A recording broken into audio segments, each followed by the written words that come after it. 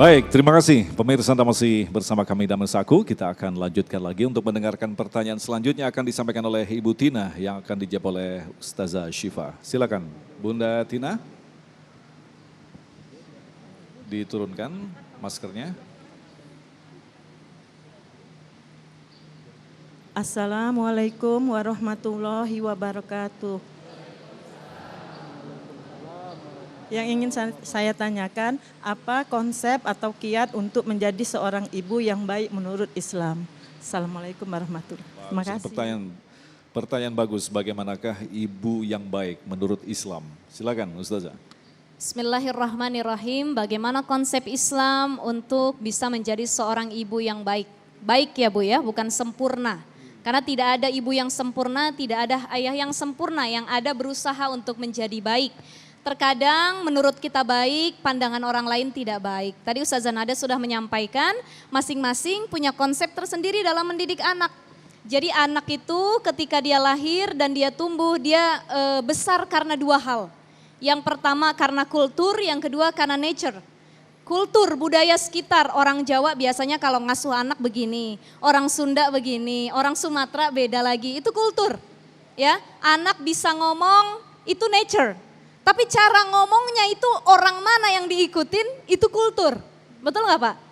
Orang Betawi lahir di sini, Pondok Gede, otomatis omongan dia bahasa Betawi.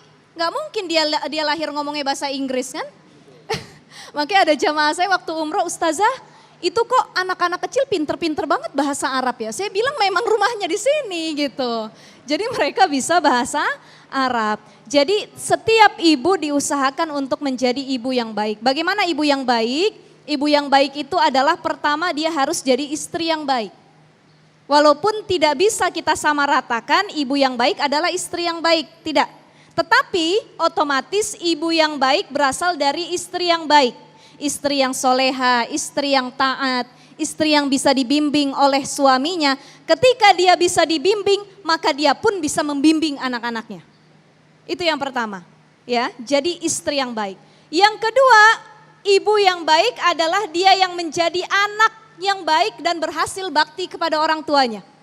Maka dikatakan dalam hadis Rasulullah SAW, birru aba'akum tabirrokum abna'ukum. Kalau kita dulu bakti sama orang tua, maka kelak kalau kita jadi orang tua, anak bakti sama kita. Itu kuncinya. Jadi birru aba'akum, ya, kita harus jadi anak yang soleha dulu. Istri yang soleha, anak yang soleha, baru kita bisa menjadi madrasatul ula. Lalu bagaimana menjadi ibu yang baik selanjutnya?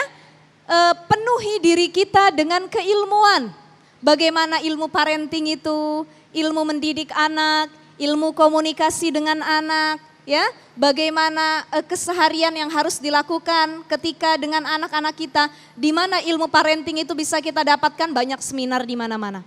Dan ilmu parenting yang paling utama itu berasal dari Al-Quranul Karim. Bagaimana cara Luqmanul Hakim berkomunikasi sama anaknya, bagaimana cara para nabi berbincang-bincang dengan anaknya. Ya, bagaimana kisah-kisah dalam Al-Quran, tata cara mendidik anaknya itu bisa kita lihat semua dalam Al-Quran. Ya, salah satu contoh yang sangat luar biasa sudah pasti Ummahatul Mukminin, para istri Rasul ya Pak ya. Istri Rasul ini mendidik anak luar biasa, qanaah, sabar, tawakal, diajarkan kebaikan. Lalu siapa lagi ada yang disebut dengan Hanah binti Fakut, istri dari Imran. Sering kita baca suratnya dalam Al-Quran, surah Ali Imran. Suaminya namanya Imran, istrinya namanya Hanah binti Fakut. Punya anak Siti Maryam punya anak namanya Nabi Isa. Itu bagaimana cara pendidikan ke Siti Maryam? Hanah binti Fakut adalah salah satu ibu yang berhasil. Ketika dia hamil Siti Maryam, dia rajin berdoa yang baik-baik. Makanya ibu, bapak kalau pengen punya anak yang baik, sejak dalam kandungan kita doain yang baik. Apa doanya Hanah binti Fakut disebutkan dalam surah Ali Imran itu, bismillahirrahmanirrahim. Inni u'idzuha bika wa zurriyataha minasyaitonir rajim. Itu doa yang baik. Jadi kalau lagi ngandung, lagi hamil, jangan yang kita dengerin dangdutan. Ya, zaman sekarang apa? Lagu-lagu DJ, TikTokan itu ya. Nah, lahir-lahir anak kita bisa joget koplo, dangdut, TikTok dan lain sebagainya. Karena itu yang didengarkan. Coba kita dawamkan sebagaimana Hana binti Fakut, anak kita dibacakan doa. Doa supaya terlindung dari kemaksiatan dan tumbuh menjadi anak yang suci yang baik. Setelah itu adalah konsep pendidikan yang dilakukan oleh seorang ibu yang baik. Dia carikan guru. Ketika Maryam lahir, ayahnya sudah lebih dulu meninggal, Imran. Tapi tidak begitu saja didiamkan, dicari sosok pengganti ayah. Inilah kenapa kalau kita, suami kita meninggal terlebih dahulu, apa Bu? Nikah lagi. Gak harus nikah lagi, gak harus nyari bapak yang baru ya. Tapi bisa sosok kakeknya, pamannya, guru-guru spiritual lainnya, itu untuk menghadirkan sosok terbaik. Karena mendidik anak gak bisa itu hanya kita sendiri. Harus ada relasi dan partner yang kuat dalam mendidik anak. Ada lingkungan yang membentuknya. Betul, begitu, betul. Ya. Baik, terima kasih. Selanjutnya kami persilakan kepada Bapak Sugeng Sudarno yang akan dijawab oleh Bunda Nada. Bapak Sugeng, silakan. Bismillahirrahmanirrahim. Terima kasih Pak Agung. Begini Bu, apakah bisa dikatakan bahwa dalam keluarga tersebut menjadi keluarga yang sakinah, mawaddah dan warahmah apabila seorang suami tidak melaksanakan tugasnya sebagai seorang suami, sehingga si istri itu mencari nafkah sendiri untuk menghidupi keluarganya. Terima kasih. Luar biasa pertanyaan, silakan Bun. Baik, Masya Allah ya. Pertanyaannya bagus, dari seorang ayah atau dari seorang suami. Ya, yang dimana melihat seorang wanita bukan tugasnya, tapi dia juga mencari nafkah, dan juga bukan tugasnya, tapi dibebankan dari tugas-tugas yang memang kesehariannya mungkin yang biasa dilakukan oleh seorang laki-laki. Apakah itu sudah menjadi rumah tangga yang sakinah, mawaddah, warahmah? Ya, sakinah, apa sih sakinah? Damai, tentram, nyaman. Sudah pasti kalau menikah kita mencari kenyamanan, cocok mau nikah sama dia, itu adalah sakinah. Mawaddah, cinta, rasa sayang, tapi biasanya masih melihat fisik. Tapi tingkatan paling tinggi adalah rahmah. Bukan saja cinta satu dengan yang lain, tapi rumah tangga itu akan mendatangkan rahmat dari Allah Subhanahu wa Ta'ala. Saya mau tanya sama ibu, Bu, ngelihat bapak badannya, mohon maaf, fisiknya tidak sekuat dulu, wajahnya tidak seganteng dulu, ngelihat tidur, mohon maaf, giginya udah pada nggak ada. Pakai gigi palsunya dicopot. Kira-kira ibu mau meninggalkan ayah, mau meninggalkan bapak apa enggak? Itu yang namanya rahmat. Kita menerima kekurangannya, kita mencintai kelemahannya. Bapak, dulu ngeliat ibu cantik. Cantik, wajahnya kenceng, sekarang wajahnya agak bergelombang. Dulu badannya semampai, sekarang kurang mampai. Dulu kuat, tegar, sekarang kalau jalan minta dituntun.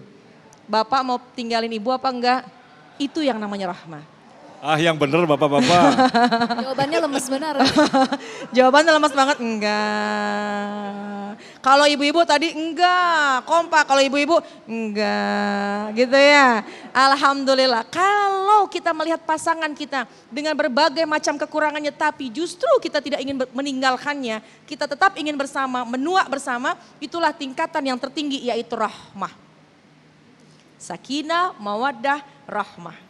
Adapun pertanyaan tadi, dalam kehidupan ada yang tidak sesuai dengan harapan, yang sewajarnya seorang suami yang mencari nafkah, istri diberi nafkah, cuma mungkin suaminya dalam keadaan punya keterbatasan. Kondisi pasca pandemi misalnya, belum mendapatkan pekerjaan lagi, kemudian istri yang memiliki kemampuan memberikan uang, bukan nafkah, karena istri bukanlah memberi nafkah kepada suami, bukan memberi nafkah kepada keluarga, tapi harta yang dikeluarkan dari seorang istri kepada keluarga yang bukan kewajibannya dinilai sodakoh. Jadi ibu-ibu, kalau kita sudah membantu suami mengeluarkan harta kita, itu ternilai sodakoh. Yang insya Allah nilai sodakoh akan diganti lipatan-lipatan oleh Allah Subhanahu wa Ta'ala. Jadi kalau kita habis belanja jangan minta diganti sama suami. Bapak setuju katanya. Pak, tapi juga Pak kesian Pak Ibu Pak. Kan beli baju kesempitan harus beli yang lebih lebar. Mau berangkat ke sini harus pakai kerudung warna merah. Betul ya?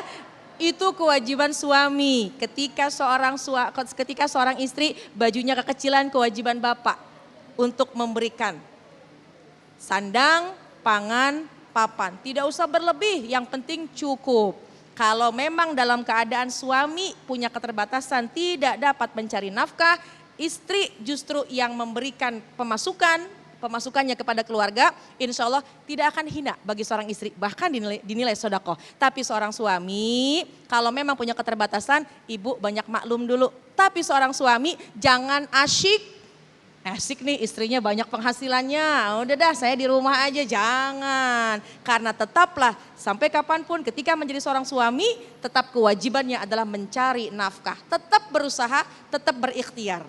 Sakinah, mawaddah, warahmah akan digapai apabila saling mengerti suami dan istri. Insya Allah. Luar biasa sekali. Baik, insya Allah kita akan lanjutkan lagi untuk menjawab pertanyaan selanjutnya. Tetaplah bersama kami, Damai Indonesiaku.